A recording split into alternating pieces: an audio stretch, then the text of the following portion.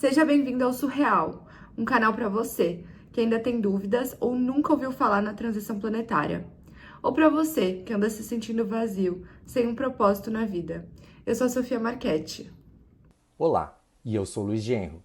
Aqui a gente vai conversar com gente que trabalha ou estuda na fronteira da ciência com a espiritualidade.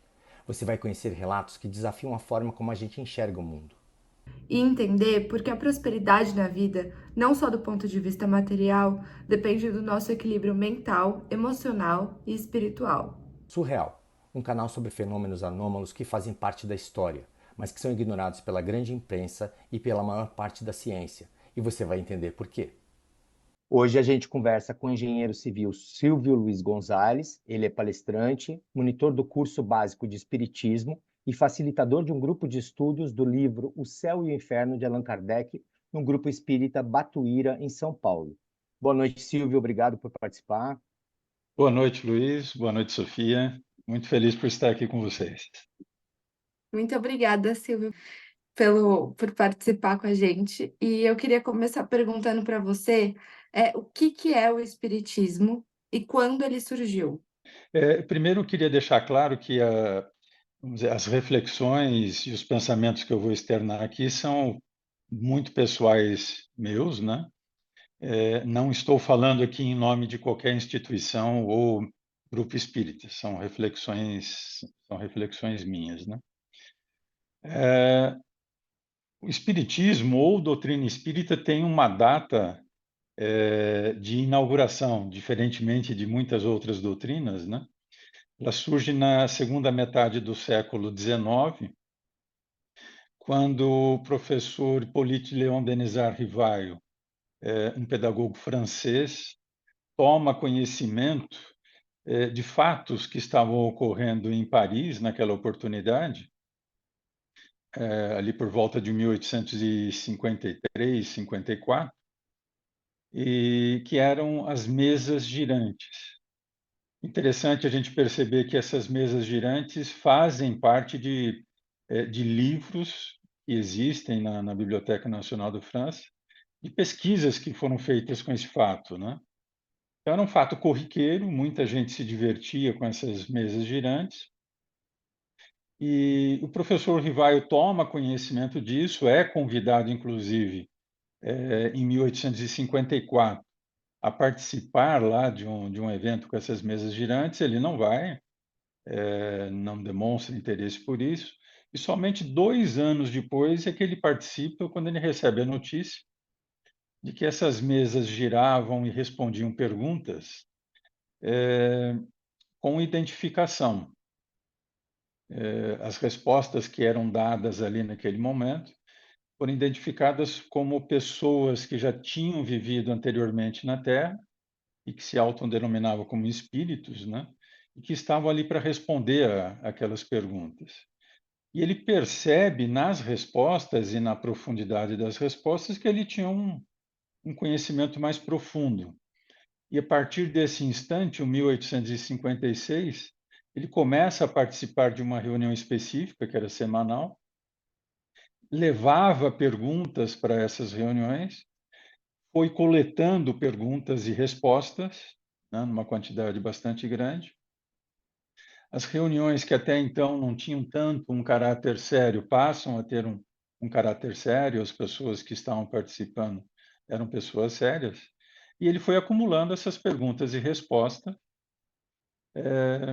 e percebe, pela quantidade de informações que tinham ali, que aquilo já constituía ali um corpo de doutrina, tinha muitas informações, sendo que a principal informação que tinha ali era uma resposta que a humanidade sempre se fez: de onde a gente vem, o que estamos fazendo aqui e para onde vamos após a morte, né? Ali ele encontra essas respostas. Então, utilizando um método de pesquisa próprio dele, ele avança, se aprofunda nessas questões e, em abril de 1857, lança o Livro dos Espíritos, que era um livro, na sua primeira edição, com 502 perguntas e respostas, cujo autor era Allan Kardec. O professor Rivaio, ele sai de cena para não confundir, inclusive, com as obras que ele já tinha publicado na França, né?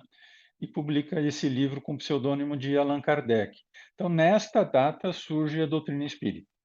O espiritismo, afinal, então, é uma ciência, uma filosofia ou uma doutrina, ou tudo isso ao mesmo tempo? Há também quem diga que é uma religião, para a gente entender melhor.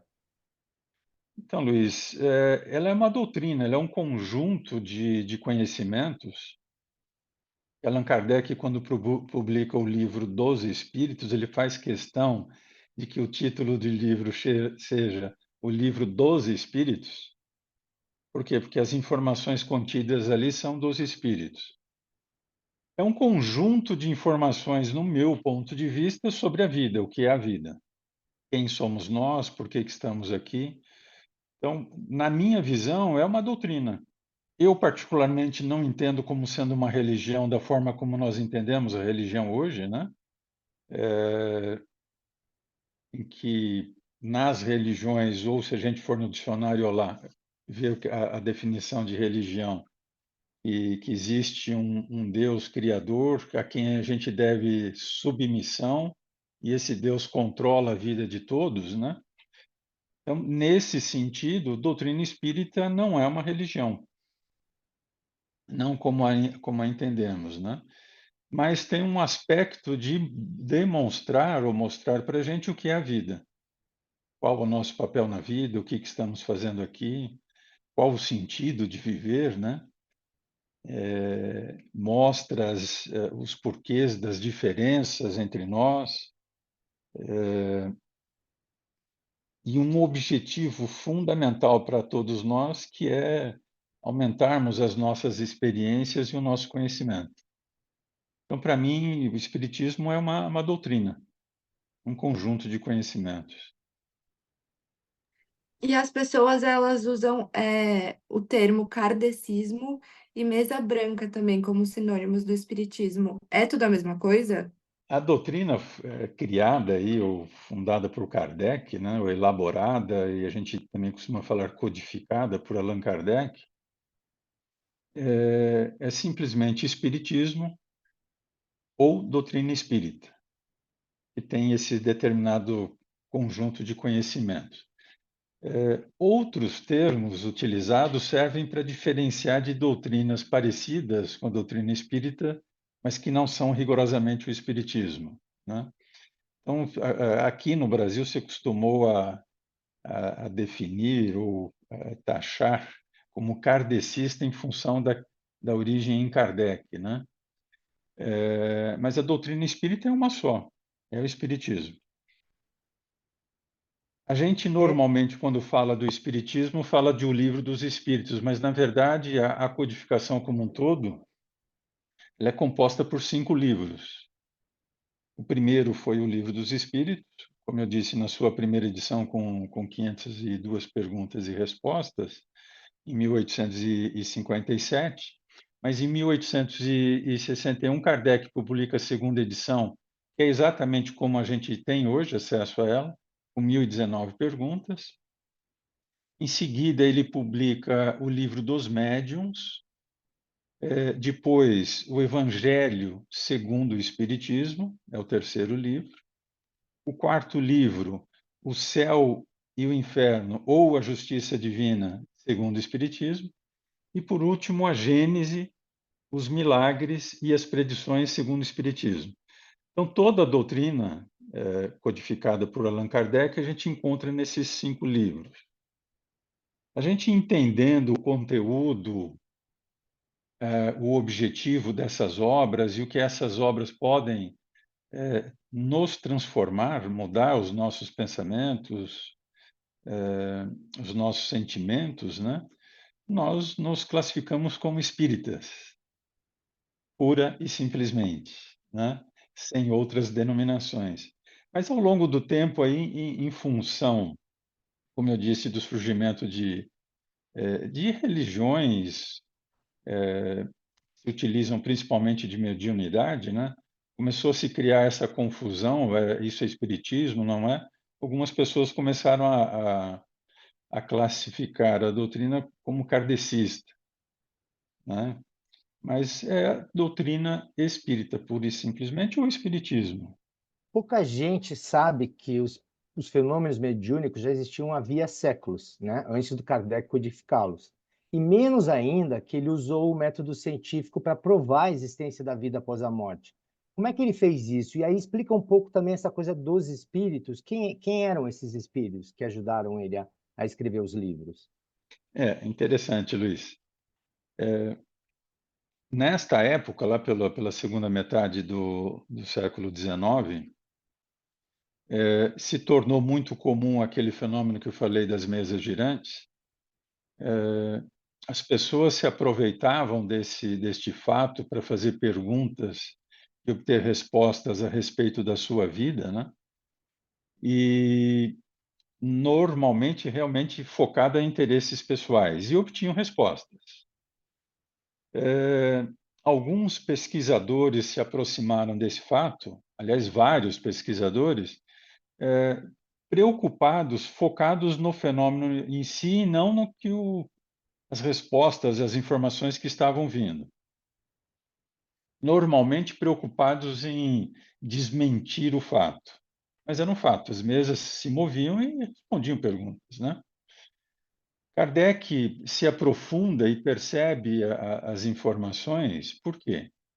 As mesas começaram a responder de que quem estava respondendo, na verdade, eram autodenominados espíritos, ou seja, a alma de pessoas que já tinham vivido numa época anterior, estavam vivendo ainda de uma forma diferente, num estado diferente, e que estavam trazendo alguma informação, né?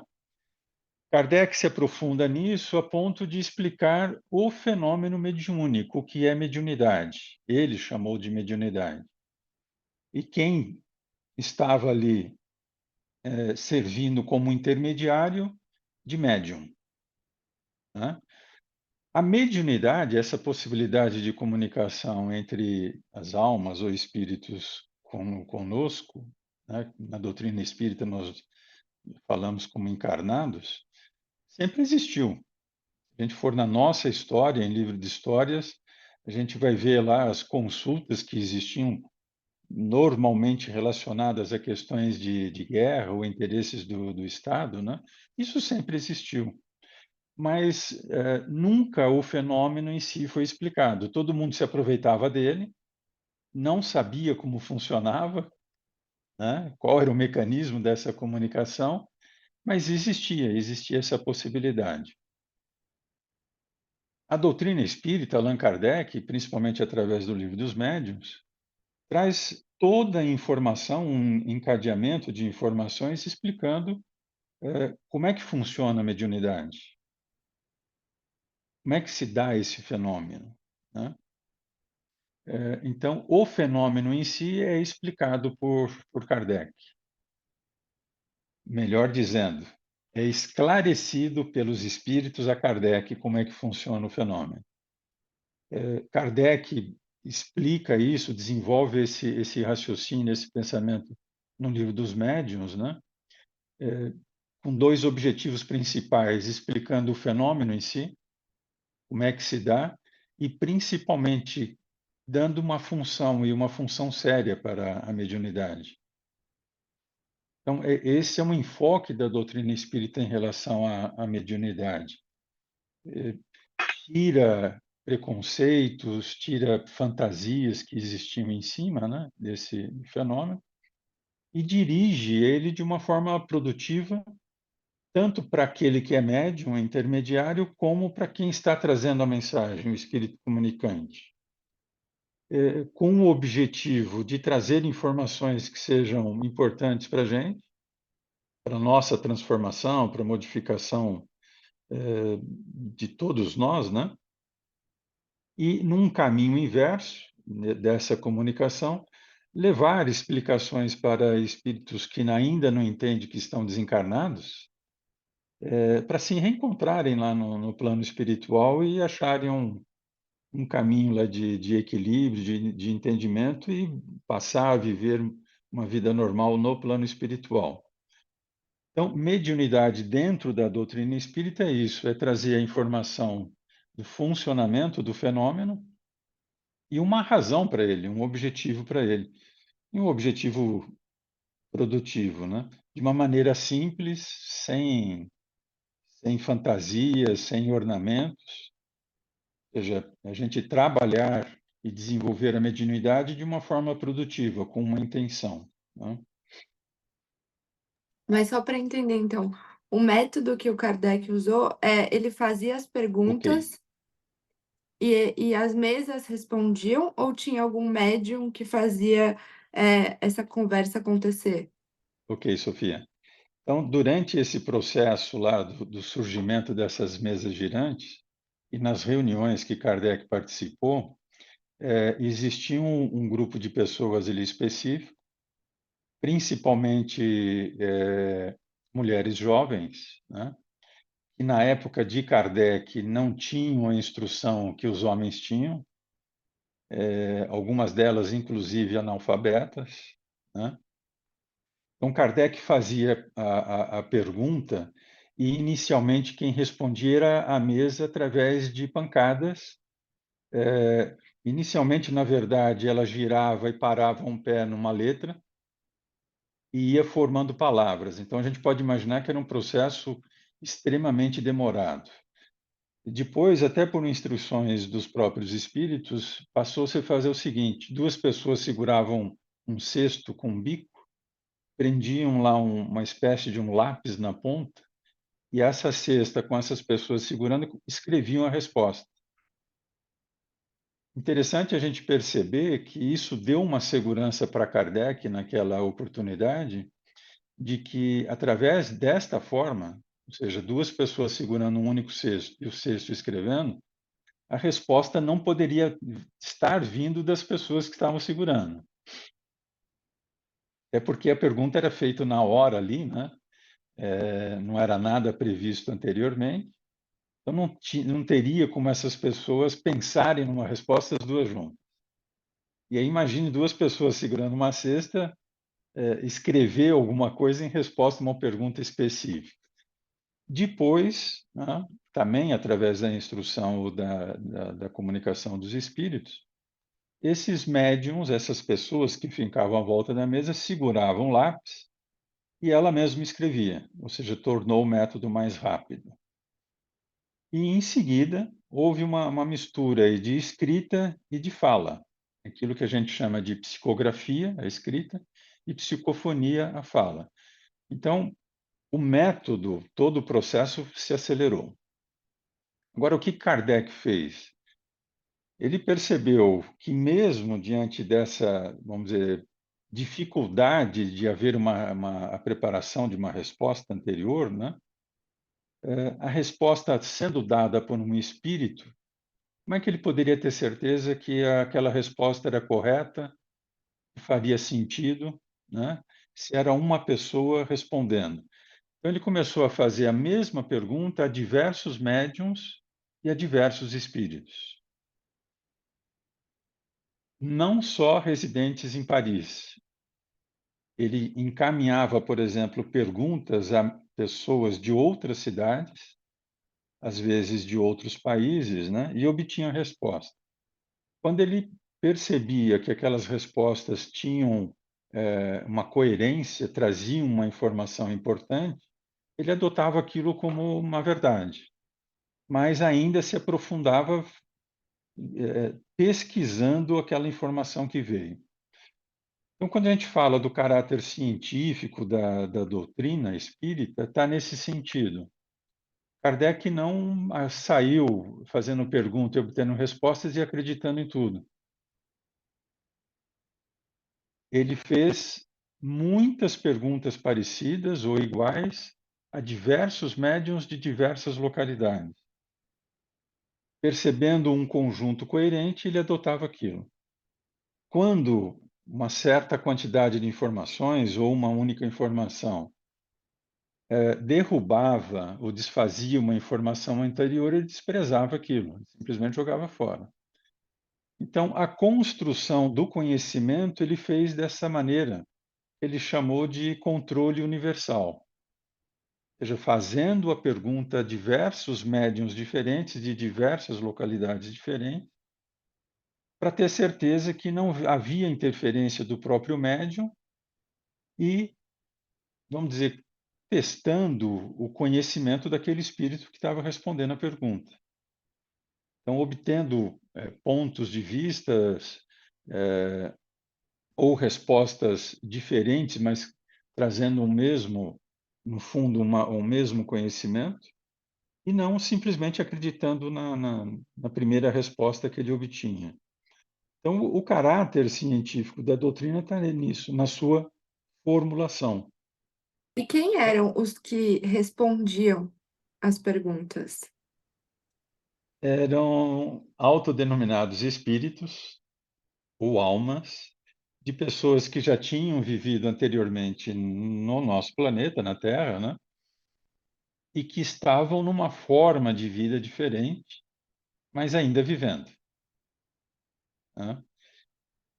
Durante todo o processo de codificação, Kardec foi também perguntando e pesquisando, né? E acabou chegando ao conhecimento de que dele que existiam espíritos ali que estavam gerenciando, organizando esse processo, né? Então não foi, enfim, as respostas, os espíritos que participaram desse processo não estavam ali de uma forma aleatória. Existia uma organização atrás disso, né? Vários espíritos com nomes conhecidos, vários com nomes totalmente desconhecidos, mas que se identificavam como pessoas que já tinham vivido na Terra, inclusive mais de uma vez, né? Então, durante a construção desse conhecimento, através das perguntas e das respostas, ficou claro para Kardec que eles estavam se identificando desta forma, conclusão óbvia, a vida é contínua. Não só continua, como ela é contínua, né? Dado essa percepção, esse uso de lógica, ele começou a desenvolver perguntas nesse sentido. Então, o que acontece antes do processo do nascimento? O que acontece no processo da morte, daquilo que a gente chama morte do corpo físico? Ele se aprofundou nisso e, como eu disse, perguntando e obtendo respostas através de diversos médiuns e diversos espíritos, né? Você explicou bem o que é mediunidade. Quais são os tipos de mediunidade que já se sabe que existe, né?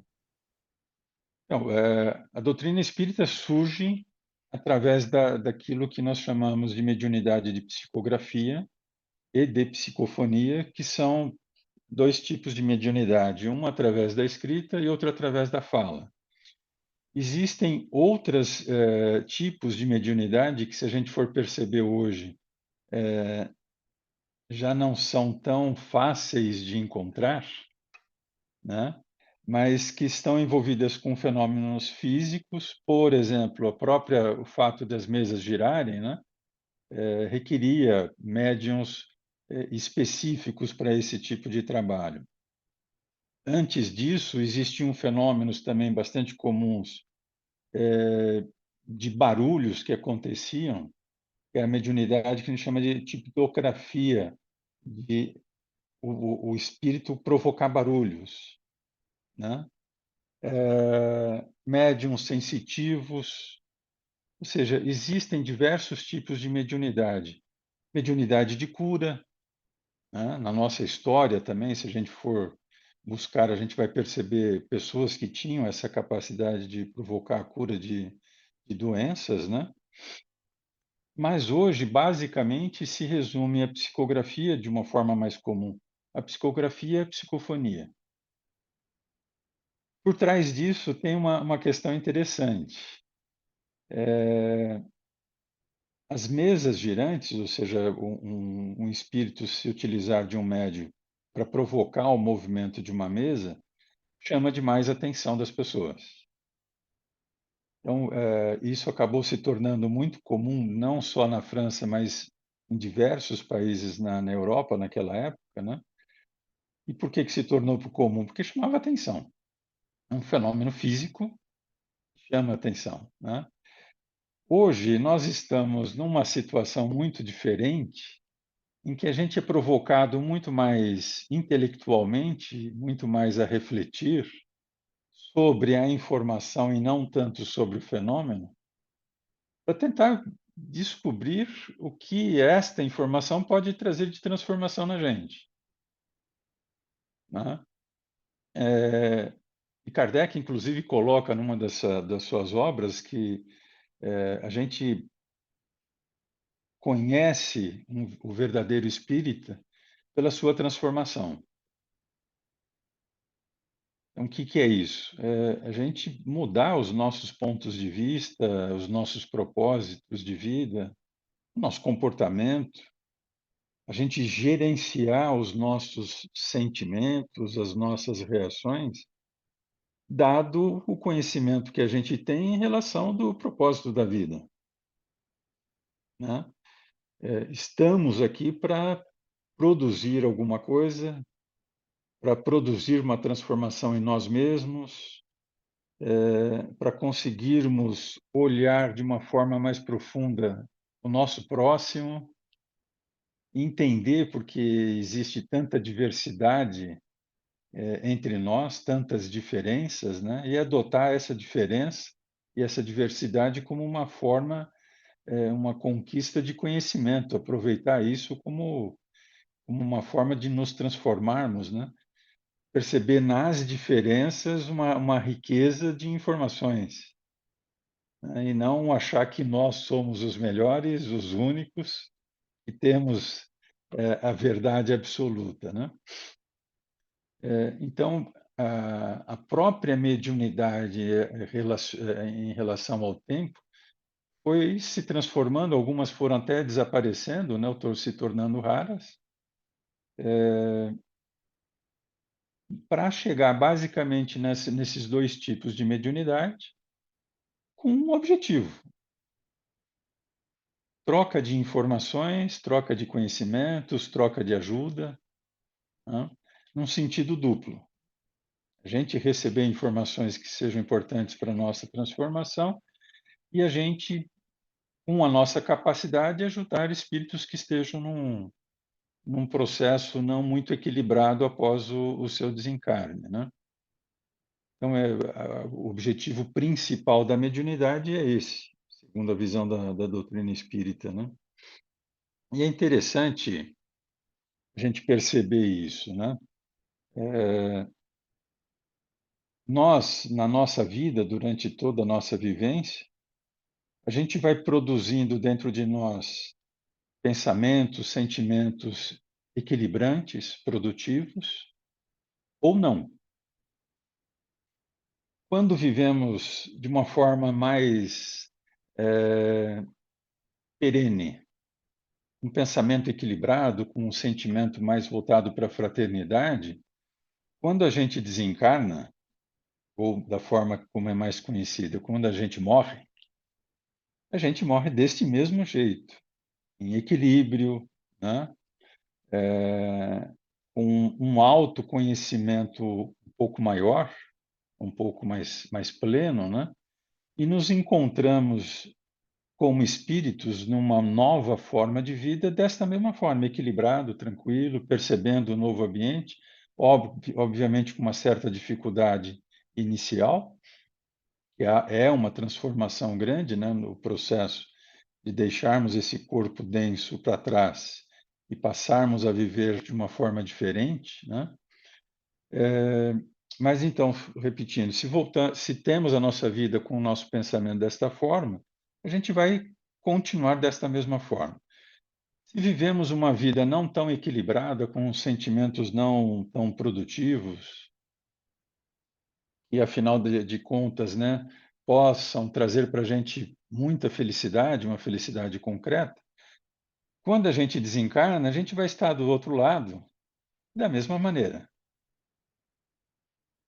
com uma certa dificuldade de se perceber onde estamos, como estamos, muitos, inclusive, pensando que ainda continuam vivendo a vida normal aqui com o corpo físico, né? Não se percebe que está num plano diferente. E a mediunidade tem a função também de ajudar esses espíritos que momentaneamente estão desequilibrados.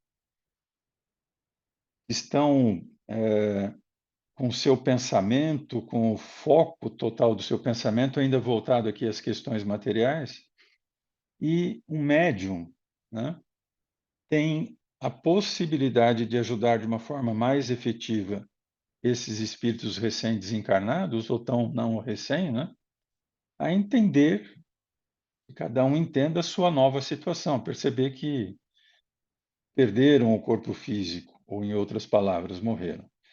Então, a função da mediunidade é esse caminho duplo, né? A gente obter de espíritos com mais conhecimento informações mais importantes para a gente e da gente para com os espíritos nesse sentido de ajuda. Os médiums são pessoas que têm um canal aberto de comunicação com os espíritos. Isso. É, e qualquer pessoa pode desenvolver a mediunidade ou é uma missão individual? Para a gente entender a mediunidade, a gente precisa voltar aqui um pouquinho, numa informação que a doutrina espírita traz para a gente, que é interessante, né? A doutrina espírita é uma doutrina espiritualista, assim como muitas outras, e segundo pesquisas, né, a maior parte da população mundial é espiritualista. Acredita que nós somos alguma coisa além do corpo físico.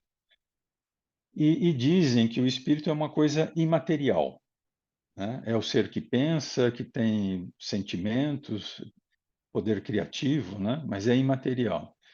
A doutrina espírita traz uma informação a mais. Esse ser espiritual, na verdade, ele está permanentemente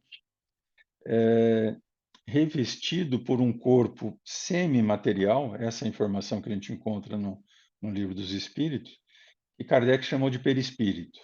Então, quando a gente fala espírito na doutrina espírita, a gente não está falando de uma coisa imaterial. É um ser pensante, com sentimentos, é o ser criativo, mas que está sempre associado a um corpo físico, porém extremamente sutil. Quando nós encarnamos, no processo de nascimento, esse perispírito, esse corpo semimaterial, ele se liga integralmente ao corpo físico, ou seja, a gente se torna uma coisa única, né? Porém, o perispírito ele não está limitado ao nosso corpo material, ele se expande, né? Vamos dizer, o volume dele, pensando em termos de volume, é maior que o nosso corpo físico. A mediunidade se dá através da transmissão de informações de um espírito desencarnado para nós encarnados através do perispírito. Ou seja, é uma comunicação que se dá de perispírito a perispírito. Algumas pessoas têm, fisicamente falando, o perispírito numa densidade e numa vibração diferente de outras pessoas, né? O espírito, quando desencarnado, sem este corpo material, ele vibra numa intensidade muito alta. Nós, ligados ao corpo físico, vibramos numa forma muito menor. Então, o espírito desencarnado vibra numa alta frequência, nós vibramos numa frequência muito menor. Para que haja essa comunicação entre essas duas partes, essas frequências precisam ser parecidas. É como uma transmissão de rádio, né? A gente só consegue ouvir uma rádio quando a gente sintoniza a mesma frequência. Algumas pessoas têm esta facilidade, e é uma questão física, né? De vibrar já naturalmente de uma forma diferente, portanto, são mais sensíveis a essa comunicação. Outras menos, né? Então, essas que têm essa capacidade mais sensível têm mais facilidade e conseguem desenvolver, inclusive, a comunicação através da mediunidade. Outras não. Agora, eu diria, mesmo a gente não tendo, e aí eu falo por mim, né? A mediunidade, na forma como a gente conhece, durante a nossa vida a gente percebe que a gente tem pensamentos ou intuições, insights, a gente não percebe exatamente de onde vem, né? A gente não percebe na hora, mas que é uma forma de mediunidade, é alguém passando uma informação para a gente, uma ideia, às vezes um sentimento. Então, Kardec afirma que, de uma forma ou outra, todos nós somos médiums. Porém, médium, como a gente costuma falar, são aquelas pessoas que realmente têm essa capacidade mais fácil de se comunicar, de trazer essa informação de um espírito desencarnado, né? Mas na doutrina espírita, todos somos médiums. A possibilidade de desenvolver. Dentro dos centros espíritas, a gente tem cursos ou formas de orientar as pessoas para aquilo que a gente chama de educar a mediunidade.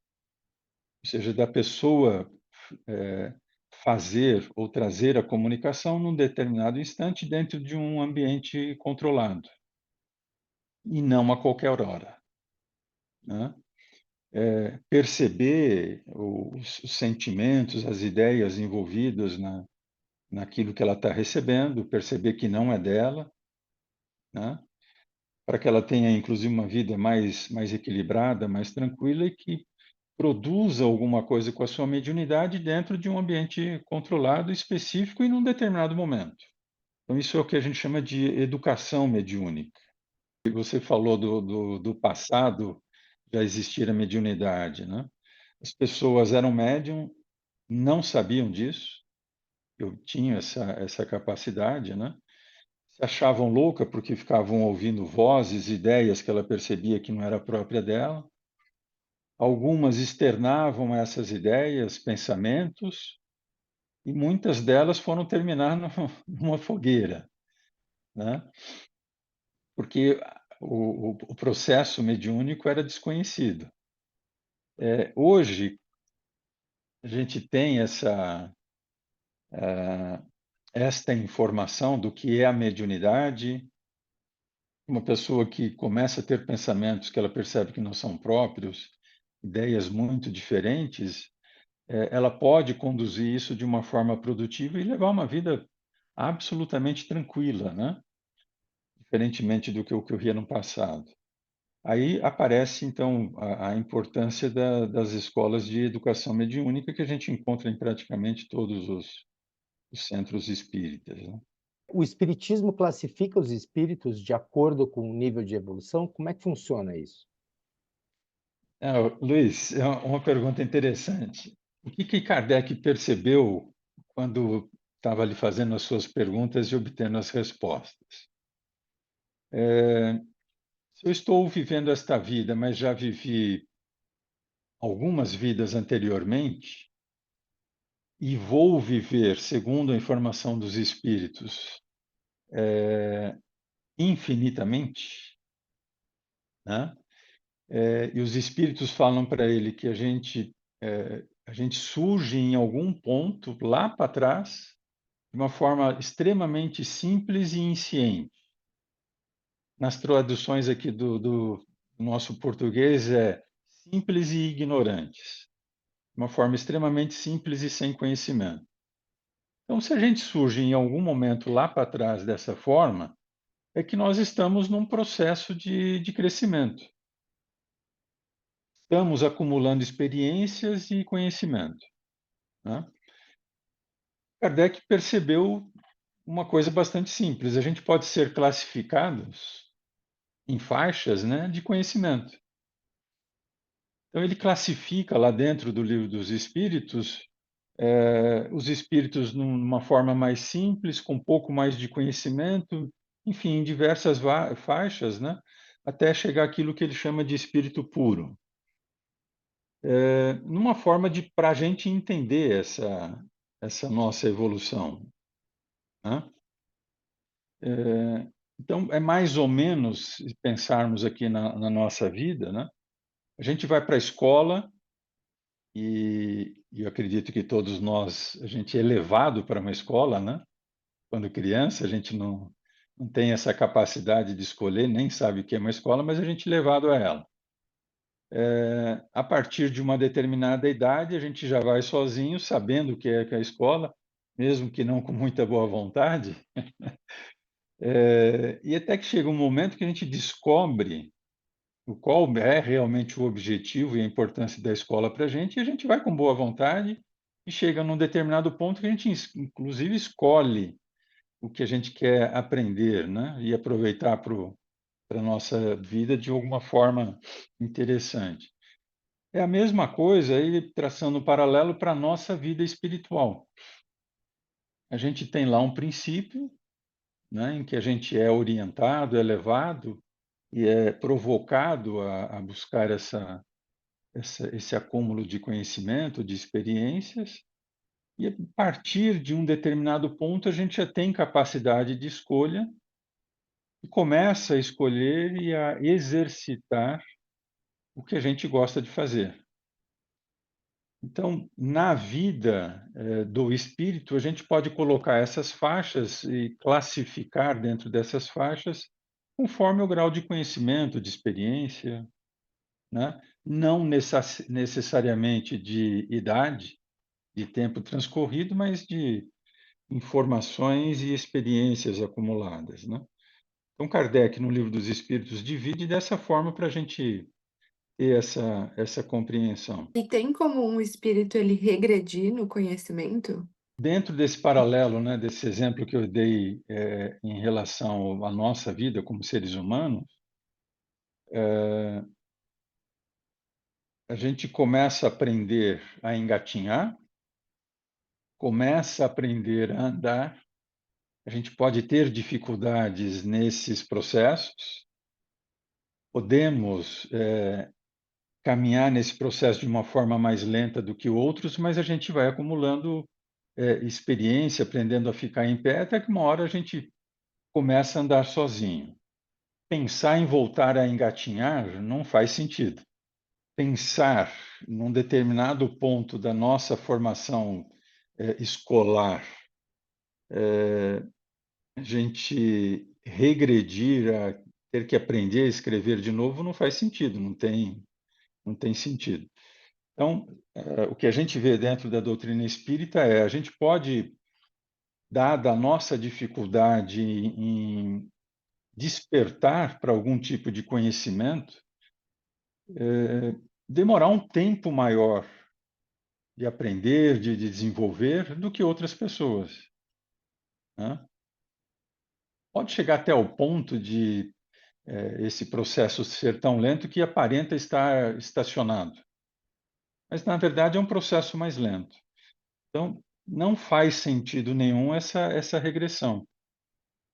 Kardec, inclusive, coloca lá no Livro dos Espíritos, ele começa a se preocupar com a ideia de fatalidade, né? Existem coisas fatais para a gente na nossa vida, e a informação que ele obtém dos espíritos que a única fatalidade que existe para cada um de nós é a evolução, ou seja, o progresso. Na realidade, inclusive, a palavra usada naquela época é progresso, a palavra evolução nem existia ainda, né? Então, o progresso é a única fatalidade, a única coisa que todos nós estamos sujeitos, percebendo ou não, é a gente progredir, acumular conhecimento, na troca de experiências, aí voltando àquela questão dos diferentes, né, da diversidade, aprender com a diversidade, com os diferentes, com as coisas diferentes, acumular experiência e provocar algum tipo de transformação interior, né? Então, esse é um processo contínuo. E, particularmente para mim, é difícil pensar numa coisa infinita, né? Que não tem fim, mas esse acúmulo de experiência é infinito, segundo a visão trazida pelos espíritos, né? Nós tivemos um começo, mas não teremos um fim. Um processo infinito aí de acúmulo de conhecimento, experiências, traçando planos para nós mesmos, buscando propósitos para o nosso caminhar, né? E principalmente, com uma certa dificuldade, buscando entender um ao outro, né? Melhorar os nossos relacionamentos, olhar A gente usa muito o termo "o próximo", né? Mas a gente já está numa fase da nossa vida que o próximo não é só o outro ser humano, né? Mas toda a espécie de vida que existe no planeta, a gente cuidar, olhar tudo que está à nossa volta de uma forma mais cuidadosa, mais atenciosa. E segundo os espíritos, esse é um processo infinito, um acúmulo de conhecimento é infinito, né? O Chico Xavier é considerado um dos médiuns mais importantes, né, para o espiritismo mundial. O que ele tinha de especial e quais foram as principais contribuições que ele deu para o espiritismo em particular? O Chico Xavier, no meu ponto de vista, ele era uma pessoa diferente, muito diferente, que se percebeu médium ainda criança, né, através de visões, eh, e cresceu dentro deste processo mediúnico e a partir de uma determinada idade ele tomou conhecimento do espiritismo, né? E a partir da percepção dele do que é ser médium, do que é a vida, afinal, né? Ele começou a trabalhar com a mediunidade desse ponto em diante, até a sua morte, desenvolveu todo o trabalho mediúnico dele, pensando naquilo que ele estava produzindo, não pensando nele mesmo. Uma pessoa que se dedicou à mediunidade e pensando no próximo. Ele publicou próximo aí de 500 obras mediúnicas. E quando eu falo que ele era uma pessoa diferente, dessas 500 obras, que venderam dezenas de milhões de exemplares, ele não obteve para ele nenhum centavo, né? Não aumentou a renda dele em nem um centavo. Ele doou os direitos autorais de todos os livros psicografados por ele para instituições diversas. E aí já tem um grande diferencial, né? A importância dele, ele uma pessoa extremamente simples, extremamente amorosa. Em função até disso, desse comportamento dele, dessa visão de vida dele, ele trouxe obras bastante importantes para a gente. A gente tem segurança que são obras com informações fidedignas e com uma profundidade muito extensa, em função desse comportamento dele, totalmente desinteressado da mediunidade no sentido material, né? Então ele psicografou uma quantidade tão grande de livros que trouxe informações que complementam, esclarecem aquilo que a gente encontra na codificação, trazendo a visão de alguns espíritos sobre a vida, por exemplo, no plano espiritual, principalmente através do espírito André Luiz, né? E traz exemplos do que acontece no plano espiritual segundo o ponto de vista de André Luiz, segundo a visão pessoal dele, né? Mas que são informações bastante importantes. Traz livros históricos com passagens à época de Jesus. Então, foi uma pessoa importante para a doutrina espírita nesse sentido. E principalmente através do comportamento dele, daquilo que ele produziu de ajuda para as pessoas, né? Mudou muito, principalmente ali no começo da década de 1970, a visão dos brasileiros em relação ao que era a doutrina espírita.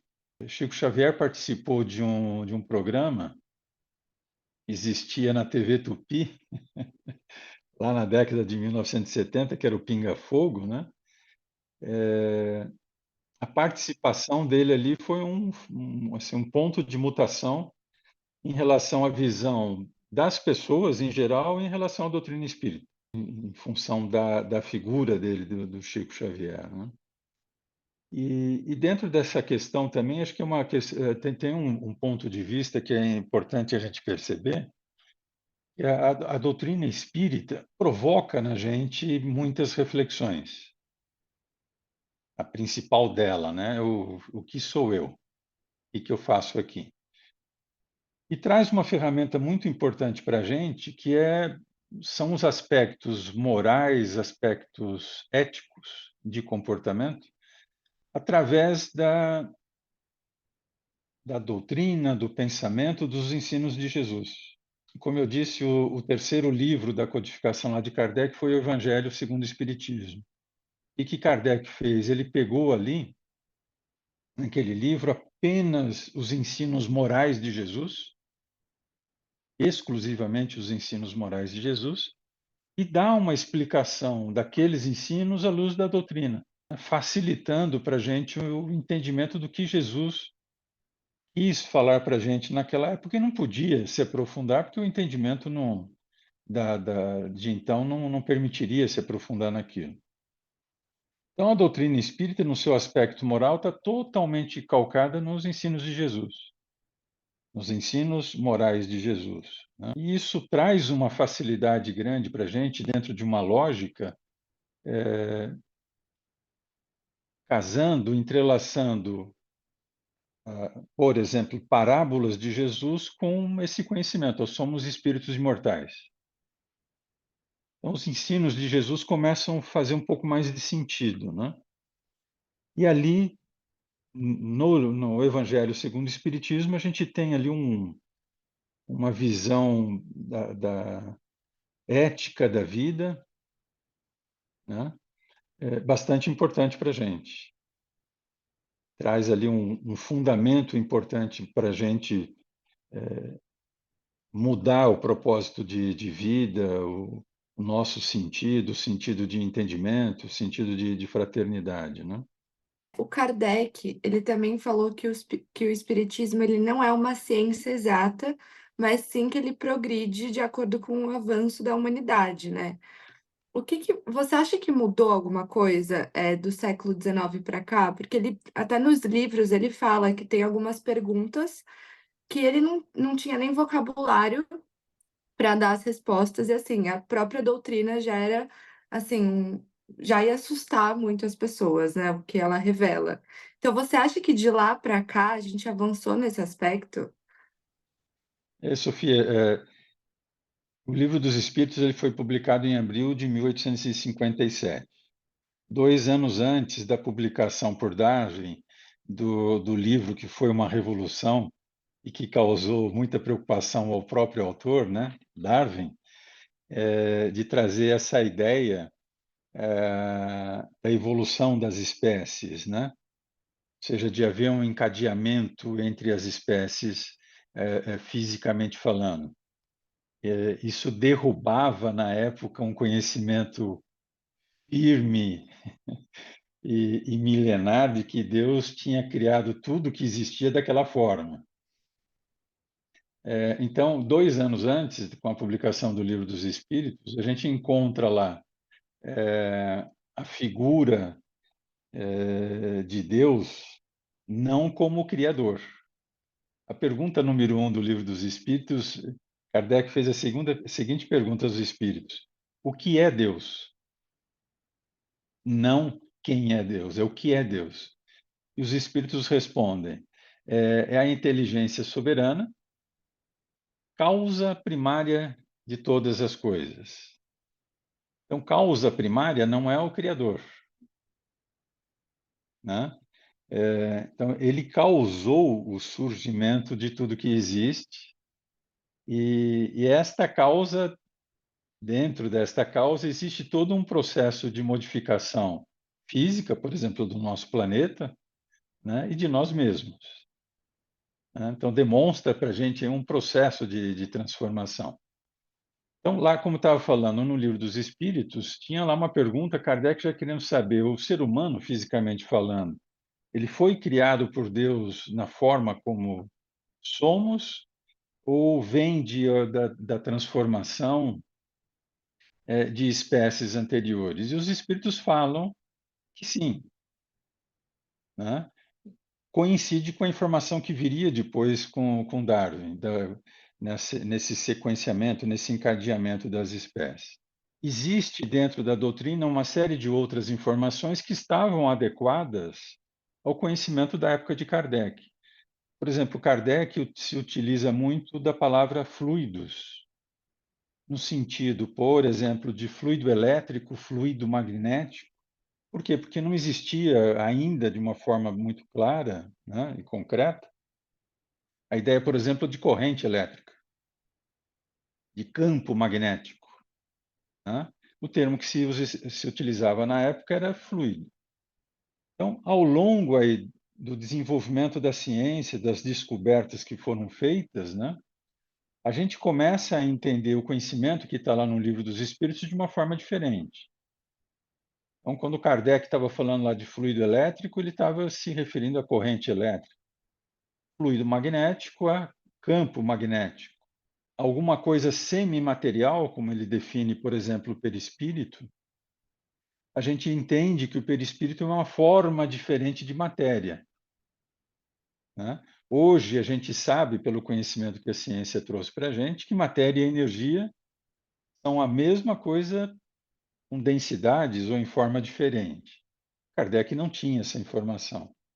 Então, a gente associando essas informações, o entendimento, o nosso entendimento, daquele conhecimento que está no Livro dos Espíritos é bem diferente, vai se ampliando e principalmente se tornando mais fácil. Tem coisas ainda que a gente percebe e a gente tem dificuldade, e eu pessoalmente, né, em falar em coisas infinitas, ainda é uma dificuldade para a gente entender isso. Mas está lá esse conhecimento, né? Agora, o fundamental, tirando as questões de fenômenos, questões materiais, né, uma coisa que não se transforma, está sólida dentro da doutrina, é essa questão da moral espírita. Provoca a gente a buscar um entendimento entre nós, e aí em relacionamentos familiares, de trabalho, no trânsito, né? Enfim, em qualquer forma de relacionamento, de a gente mudar o nosso entendimento, a nossa compreensão em relação ao outro. Isso não muda. Talvez a gente comece agora a ter uma percepção que facilite esse entendimento, né? Por exemplo, em relação à diversidade, em relação a outros tipos de vida, né? Todos os animais que existem no nosso planeta, a vegetação, a importância que isso tudo tem para a gente, facilita o nosso entendimento, né? A nossa percepção. Mas são adequações e entendimentos que vão melhorando a nossa percepção em relação ao conteúdo da doutrina, né? Na verdade, muitas eu acho que aí religiões e filosofias diferentes falam a mesma coisa. A gente veio aqui para se entender, né? Não para se desentender. E é isso que Exatamente a tem mesma gente, coisa. né? Eu acho que, assim, para finalizar, queria saber a sua opinião. Já tem mais de 150 anos que se estuda a vida após a morte, né? E até mesmo tem várias evidências científicas, muitos cientistas, médicos se debruçando sobre esse tema, inclusive por meio das EQMs, né? Por que que você acha que as pessoas elas têm dificuldade de aceitar essa ideia de reencarnação? A questão envolvida nesse caso é a gente nos percebermos como seres espirituais, né? Ao longo aí do século XX, a ciência se desenvolveu de uma forma tão intensa e que provocou transformações tão grandes para todos nós, né? Na forma como vivemos, como nos relacionamos. Isso acaba despertando nas pessoas uma visão muito mais materialista do que uma visão mais ampla, né? Inclusive, é uma consequência natural, né? A gente ter essa visão, focado muito mais na coisa material. Esse despertar para a espiritualidade, para nos entendermos como seres espirituais, é uma coisa muito individual. E cada um tem o seu momento.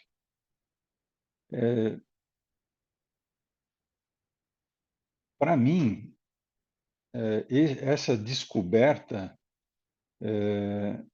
vai acontecer e está acontecendo na medida em que a gente começa a olhar de uma forma mais ampla para o nosso planeta, com tudo o que nos cerca, né? Na medida que a gente hoje se relaciona, por exemplo, com os cachorros, todo mundo tem o seu cachorrinho, né? E percebe que é um ser inteligente, é um ser amoroso, né? Que tem uma percepção diferente da nossa, de uma forma natural.